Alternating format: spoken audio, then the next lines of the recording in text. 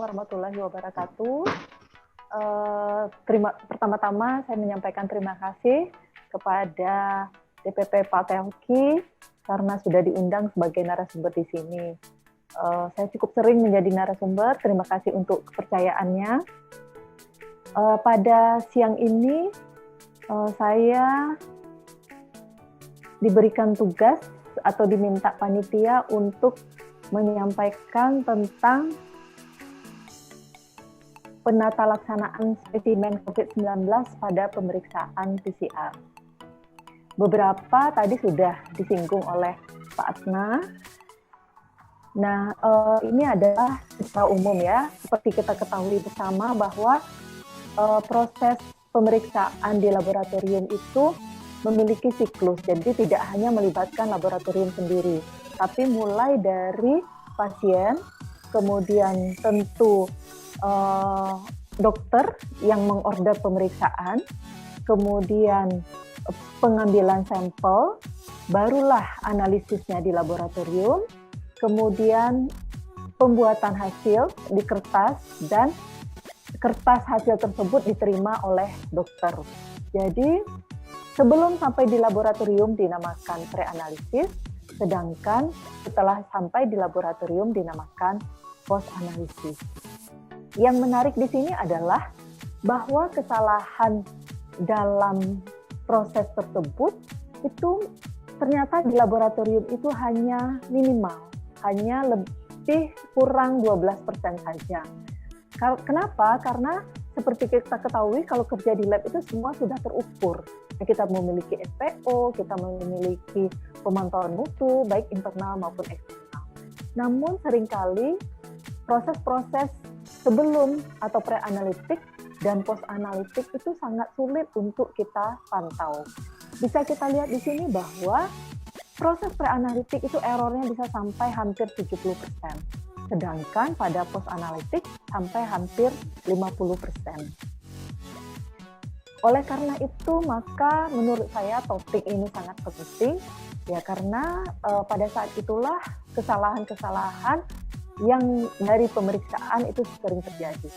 Apa-apa saja sih contoh pre-analitik yang bisa menjadi salah? Yang pertama itu adalah salah order pemeriksaan. Kalau untuk khusus COVID-19 gitu mungkin tidak ya, karena biasanya pemeriksaannya dilakukan di laboratorium yang khusus. Yang kedua adalah pemeriksaan tidak dicentang. Ini kalau sehari-hari kita bekerja di laboratorium biasanya. Kalau saya di laboratorium mikrobiologi, biasanya ada kultur, ada sputum datang misalnya, tidak dicentang. Biasanya kultur, tahunya mintanya gene ekspor, terus sebaliknya. Kemudian yang kedua adalah kehilangan formulir pemeriksaan. Jadi, nah ini sering terjadi di laboratorium COVID. Ya seperti kita ketahui laboratorium COVID seperti kita di RSUD Arifin Ahmad itu mendapat pasien itu sekali datang itu nggak 1-2 ya. Jadi sekali datang itu surveillance bisa 400, bisa 300, bisa lebih dari itu, dan sehari itu bisa dari beberapa tempat. Nah seringkali yang terjadi adalah sampelnya misalnya 30, formulirnya ternyata 28 ya seperti itu, atau malah sebaliknya. Karena mungkin pasiennya sudah daftar, tapi atau masyarakat sudah daftar, maka sampel ada, formulir ada, sampelnya tidak ada. Nah, yang menyulitkan di laboratorium COVID adalah karena kita semua infeksius. Jadi kita baru bisa buka sampel itu adalah di biosafety cabinet. Nah, jadi kalau misalnya pemeriksaan biasa kita langsung bisa mencocokkan formulir dan sampel, nah kalau ini susah. Jadi sampel harus masuk ke BSC, sementara formulir ditinggal di luar. Nah seperti itu yang seringkali menyebabkan kesalahan. Yang kedua adalah identifikasi pasien yang salah. Ya, jadi ini sering sekali terjadi, tulisan yang tidak jelas. Makanya saat ini dari gugus tugas ya atau dari Balitbangkes itu mengharuskan adanya NIK ya. Jadi harus ada NIK, kalau tidak pemeriksaan atau sampel tidak diterima. Yang kedua adalah persiapan pasien yang salah, nanti kita bahas. Kemudian adalah salah label. Nah ini juga sering ya, jadi seringkali tulisan di label itu beda dengan di formulir. Ya, jadi misalnya yang ini ya, kalau yang dari Medan misalnya Pasaribu Ali gitu. Nah, di labelnya ternyata Ali Pasaribu, nah gitu. Atau P-nya mungkin disingkat P Ali. Nah, itu yang membuat seringkali terjadi kesalahan. Karena sampel ditulis oleh analis, sedangkan formulir itu ditulis oleh dokter. Nah, itu sering terjadi kesalahan. Kemudian kalau pakai barcode, nah barcode itu biasanya minimal kesalahan karena tulisan sudah tercetak. Nah, tapi kendalanya ada beberapa rumah sakit yang panjang barcode-nya itu tidak maksimal, ya, sehingga biasanya disingkat. Ya, jadi itu yang menyebabkan perbedaan antara barcode dengan formulir misalnya. Kemudian ada beberapa yang misalnya di suatu tempat itu harus pakai tuan. Nah, jadi formulir ditulis tuan, yang di sini tidak pakai tuan. Nah, itu juga sering terjadi kesalahan. Kemudian berikut adalah kesalahan pengemasan sampel, nanti kita bahas. Kemudian kesalahan transportasi sampel, itu juga nanti kita bahas. Nah, spesimen, bagaimana sih pengaturan spesimen, pengambilan spesimen untuk COVID? Jadi ini penting diketahui oleh ATLN semua ya. Jadi kalau ini saya masih pakai istilah lama PDP atau sekarang balik lagi ke suspek ya. Jadi untuk diagnosis awal itu pasien harus diambil 2 kali, yaitu hari pertama dan hari kedua. Jaraknya berapa lama? Minimal itu 24 jam. Jadi tidak boleh kurang, tapi boleh lebih. Dan harap diingat, di formulir dan di sampel itu harus ditandai swab yang hari pertama mana dan hari kedua mana. Karena kalau misalnya seperti rumah sakitnya ada di tempat yang sama dengan laboratorium, itu nggak masalah. Karena mungkin hasil pemeriksaan dikirim tiap hari. Tapi beberapa laboratorium yang tempatnya jauh, rumah sakit yang tempatnya jauh dari laboratorium, itu harus dikirim dalam waktu yang sama untuk menghemat transportasi. Nah, jadi itu harus betul-betul ditandai hari pertama dan hari kedua. Atau istilahnya mungkin kalau kita ambil swab 1 dan swab 2. Yang kedua adalah pasien yang kontak erat ya. Pasien yang kontak erat, yaitu definisinya adalah kontak dengan pasien yang positif, itu ngambilnya 2 kali, yaitu hari pertama dan hari ke-14 ya. Atau bila ada perburukan, yang pertama pun seperti itu. Kemudian bagaimana dengan pasien yang sudah terkonfirmasi positif? Nah, pasti tentu kita harus melakukan follow up.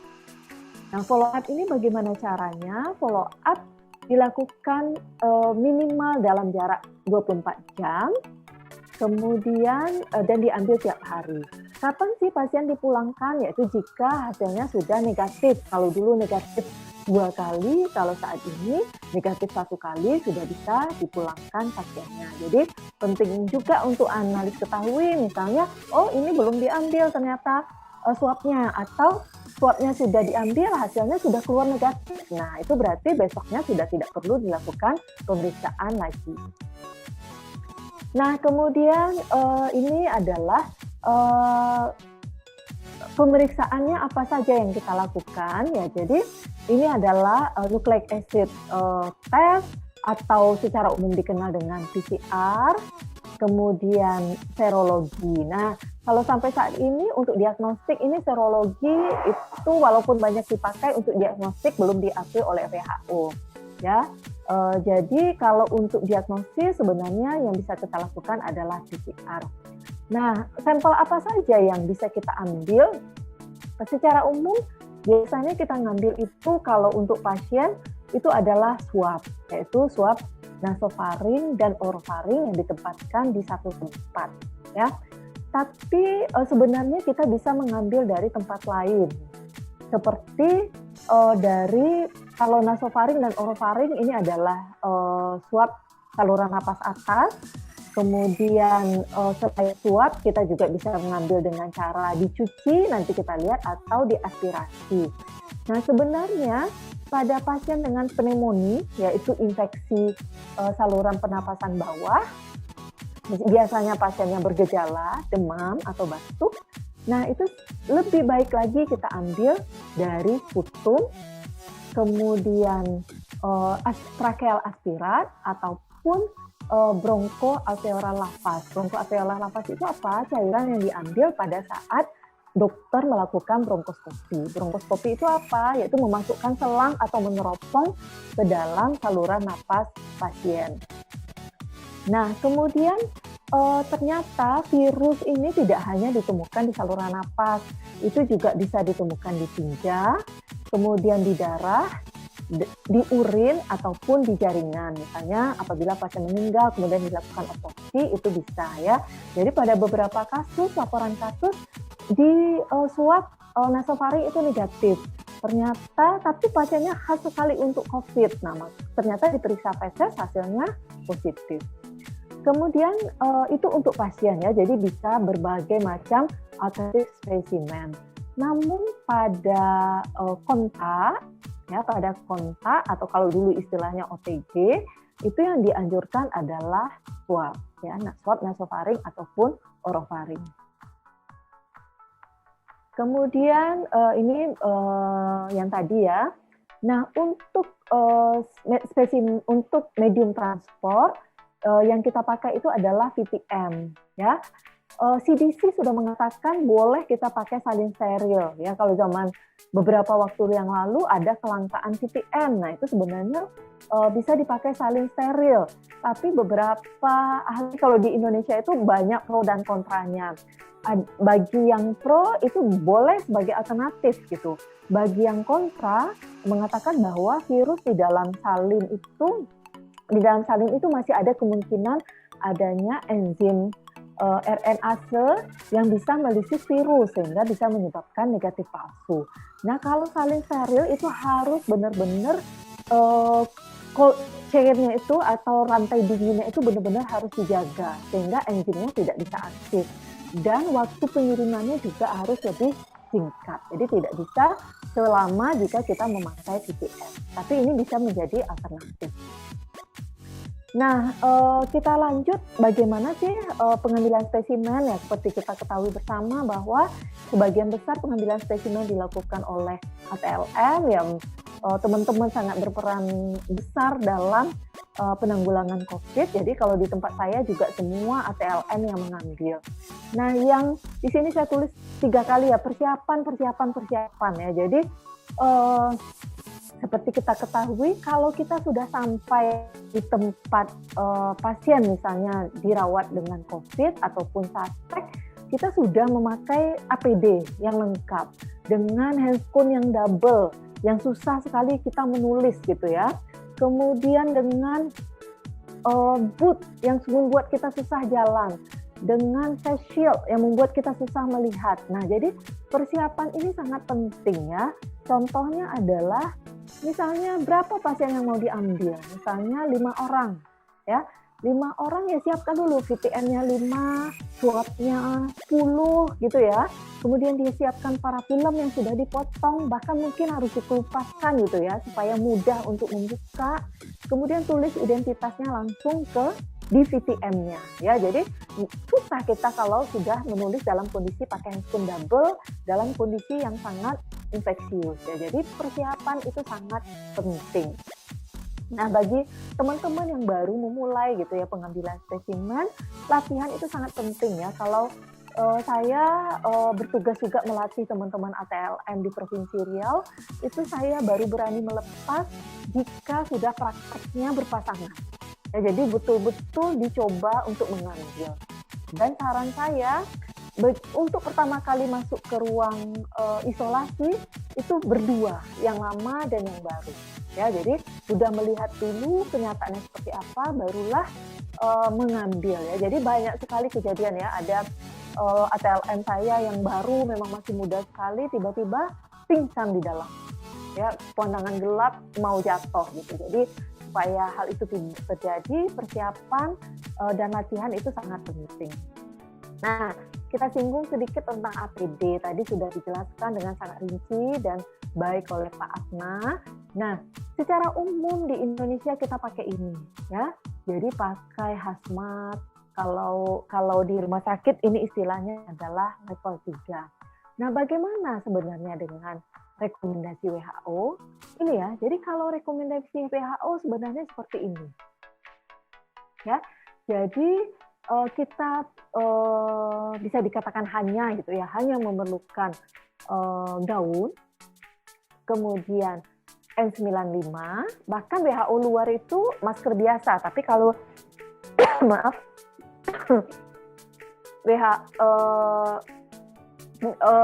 WHO Indonesia itu memakai N95, kemudian face shield, serta handskun yang menutup sampai ke gaun, ya. Kemudian sepatu yang tertutup, tadi juga sudah dibahas oleh Pak Atma. Ini standar COVID, ya. Maksud saya menyatakan ini bukan ingin menyalahkan ini ya.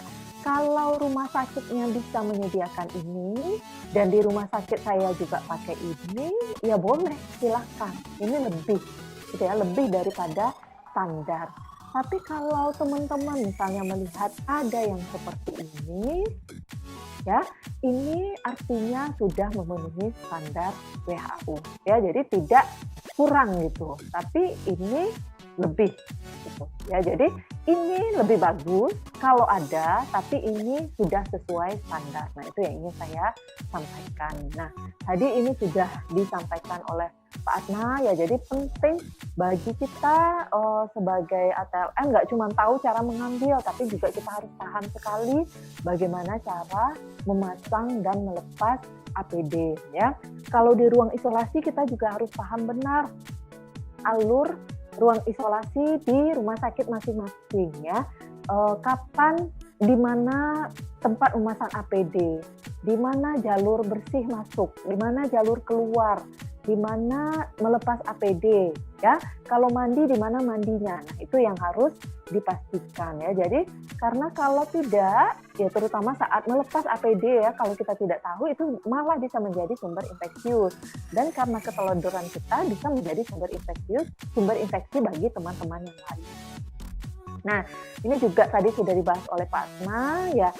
Ingin saya sampaikan di sini bahwa kalau pakai N95 sebenarnya tidak boleh ada kita memakai masker di dalamnya, karena itu pertanda, itu akan membuat seal dari N95 itu tidak bekerja dengan baik, ya. Jadi betul-betul N95 itu tertempel di pipi. Bahkan kalau yang pakai kerudung pun, kerudungnya harus disingkirkan ke belakang. Nah, itu baru respirator bisa berfungsi dengan baik. Kalau dilapis di luar itu boleh, bukan untuk double proteksi sebenarnya, ya, karena di beberapa rumah sakit, ya, nggak cuma di Indonesia, malah di Amerika udah begitu, ya, kita makainya reuse, ya. Jadi supaya menghindari kontaminasi sebelah luar dari N95, kita bisa melapisnya dengan masker bedah. Jadi masker bedahnya dibuang, N95-nya bisa kita reuse. Tergantung, ya, kebijakan rumah sakit, apakah pakai UV atau dengan cara yang lain.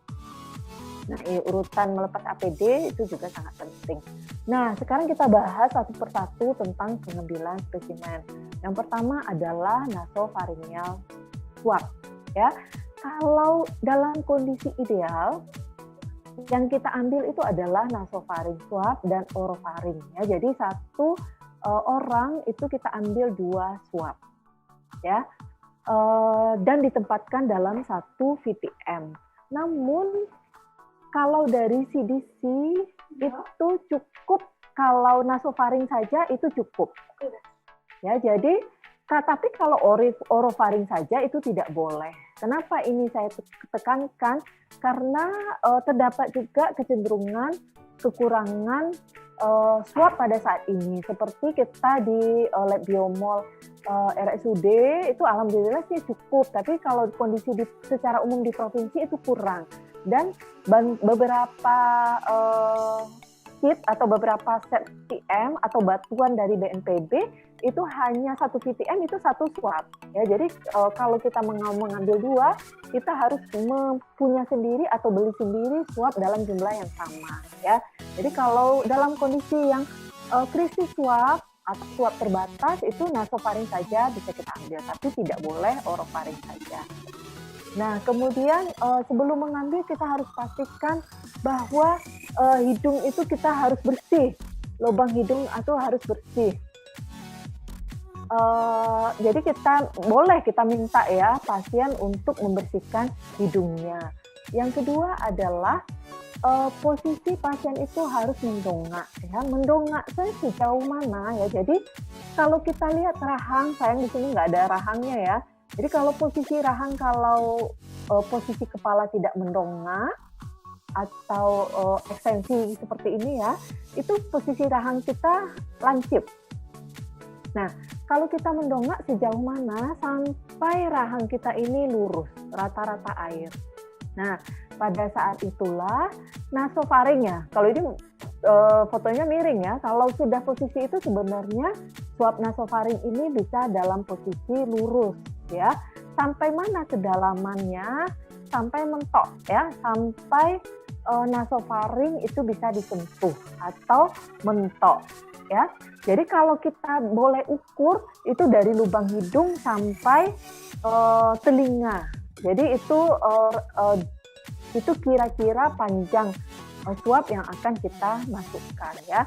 Kemudian yang kita ambil itu sebenarnya apa? Epitel ya, epitel dari saluran napas atas. Disitulah virus-virus itu menempel ya. Jadi nggak masuk aja, kita harus memutar.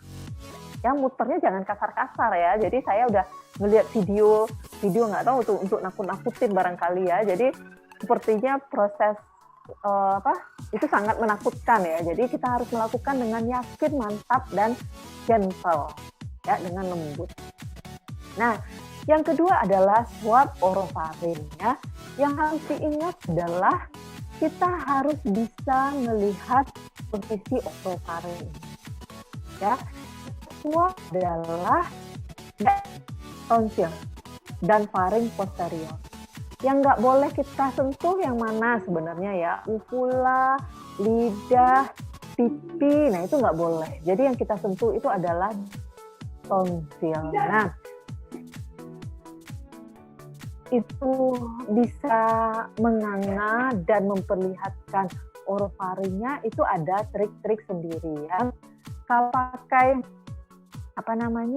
pakai tang spatel itu boleh ya. Tang spatelnya sebaiknya yang satu kali pakai, dan kita harus pastikan kita membawa tempat sampai infeksius gitu ya.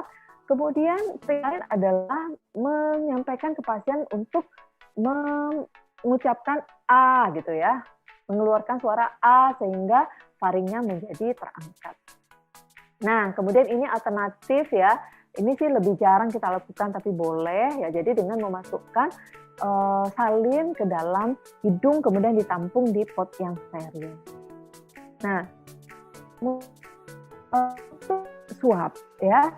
Suap banyak sekali, beragam sekali ya. Yang pertama kita perhatikan tangkainya. Jadi tangkainya jelas nggak boleh kayu karena itu akan menjadi inhibitor dalam PCR. Kemudian kalsium alginat itu juga nggak boleh ya.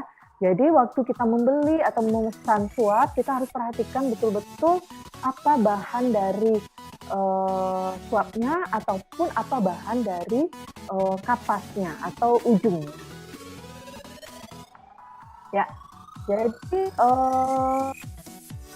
ada beberapa jenis ya. Jadi yang paling bagus itu namanya vlog ya, vlog swab ya. Vlog swab ini ada tonjol-tonjolan gitu. Ya, ada ada nggak cuma serabut ya, jadi kayak sapu, kayak kemoceng. Nah, jadi kemoceng itu betul-betul mengambil dari epitel ya. Jadi bahan apa saja yang bisa kita pakai? Yang nilon, kemudian dacron ya. Jadi, paling baik yang mana? Ternyata yang paling baik itu adalah vlog swab jenis yang nilon.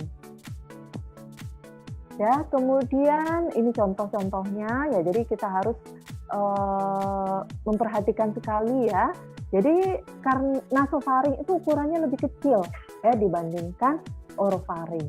Nah, itu yang harus diingat kalau pakai ini. Nah, tadi juga Pak Atma udah singgung, bagusnya yang ada yang ada tempat patahannya sehingga kita bisa mematahkan dengan baik. Kalau pakai gunting atau mematahkannya susah, itu merangsang terjadinya aerosol yang berbahaya bagi kita. Nah, ini ada beberapa penelitian, swab mana sih yang paling bagus gitu ya. Ternyata yang paling bagus itu adalah yang vlog, yang kayak kemoceng tadi, yang bahannya nilon ya. Dacron, rayon ini hampir sama. Kalau yang polyurethane foam ini mirip sponge cuci piring. Nah, itu juga cukup bagus ya. Ternyata memang kualitas swab itu sangat mempengaruhi hasil.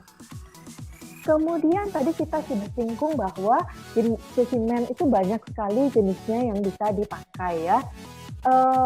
Dari sekian banyak ternyata spesimen selalu ya, seperti bal, putung, bal yang cairan yang diambil saat bronkoskopi tadi dan biopsi, itu kepositifannya jauh lebih baik dibandingkan swab saluran napas atas, nasal dan faringeal. Kita bisa lihat di sini bahwa faring itu kepositifannya hanya 32. Makanya tadi orofaring 1 itu nggak diterima. Kalau orofaring dan nasal itu ideal.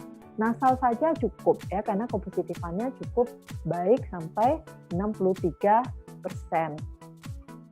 Nah, beberapa isu terkait hal ini juga ada ya, seperti kalau di Provinsi Riau kita meriksa rutin putum ya untuk pasien. Dan dari apa yang kita sudah dapatkan, ternyata memang kepositifan di sputum dibandingkan swab itu lebih tinggi. Namun ada beberapa isu, misalnya sputum banyak pertanyaan gitu, BPJS dari dokter ya, kalau kita putum banyak pertanyaan kenapa swab. Nah, itu harus diingat ya bahwa sputum ternyata lebih baik ya. Jadi kalau untuk pasien, bukan untuk surveillance ya, kalau sebenarnya sputum itu adalah kondisi yang ideal ya. Kalau pasiennya batuk lebih bagus, tidak perlu VTM, tidak perlu ahli khusus yang mengambil gitu ya, tidak perlu swab. Itu juga kelebihan. Nah, ini ya tadi ya. Jadi kalau secara umum yang diambil adalah swab orofaring, nasofaring ditempatkan di satu tempat ya. Kemudian untuk pengepakan ya, jadi tutupnya itu harus benar-benar tight ya. Jadi harus benar-benar rapat ya. Kemudian harus dibungkus dengan parafilm. Nah, seringkali udah pakai parafilm tapi tetap tumpah. Ternyata parafilmnya nggak mungkin balutnya nggak banyak gitu ya. Balutnya cuma 3/4 sehingga kebocoran tetap terjadi. Jadi harus sangat berhati-hati. Yang kedua, label ya. Tadi sudah saya singgung, label harus jelas dan sesuai dengan formulir. Kemudian harus kita tempatkan di kontainer 2 ya. Jadi kita tempatkan di plastik clip yang sebelumnya sudah dimasukkan tisu ke dalamnya. Guna tisu apa? Untuk menyerap jika terjadi tumpahan.